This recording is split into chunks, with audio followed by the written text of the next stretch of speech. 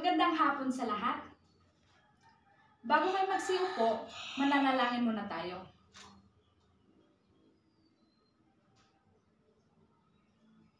May lumiban ba sa ating klase? Mahusay kung ganon. Palakpakan ninyo mga sarili. Ang ating bagong paksang talakayin ay sektor ng industriya. Ano nga ba ang sektor ng industriya? Pakibasa nga, Fatima.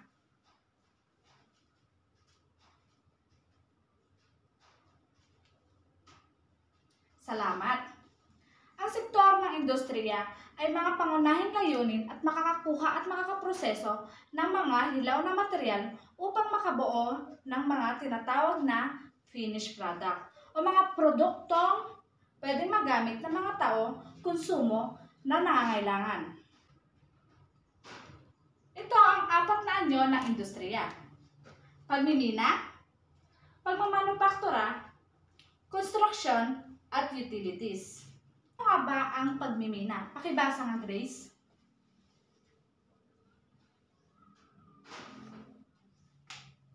Tama. Ang pagmimina, sa pamamagitan ng pagmimina, makukuha ang mga yamang mineral gaya ng metal, dimetal o enerhiya. Kasunod naman ay pagmamanufaktura. Pakibasa nga, Lovely. Tama. Ang pagmamanufaktura, tumutukoy ito sa paggawa ng mga produkto pamamagitan ng mga manual labor o gamit ng mga makina. Ano naman ang construction? Pakibasa nga, Camille. Tama. Ang construction, tumutukoy ito sa mga paggawa ng mga kalsada, pagpapatayo ng mga gusali, mga struktura, at iba pang mga land improvements. Ang sunod naman ay utilities. Ano nga ba ang utilities? Pakibasa nga, Danilo. Salamat. Ang utilities, tumutukoy ito sa pagbibigay ng serbisyo, mga pangunahing pangangailangan ng mga tao, katulad ng gas, tubig, ilaw. May natutunan ba sa ating klase? May katanungan ba? Mahusay. Kung ganon, ako naman ay magtatanong. Ano nga ba ang sektor ng industriya? Likeabel? Tama. Ano-ano ang anyo ng sektor ng industriya? Samantha? Tama. Wala nang katanungan?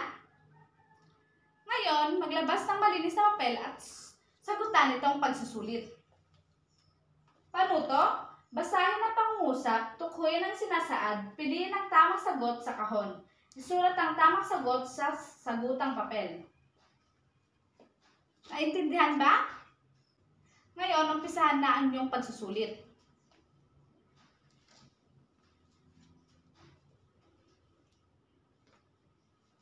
Tapos na ba ang lahat? Ngayon, ipasa mula likod papuntang harap.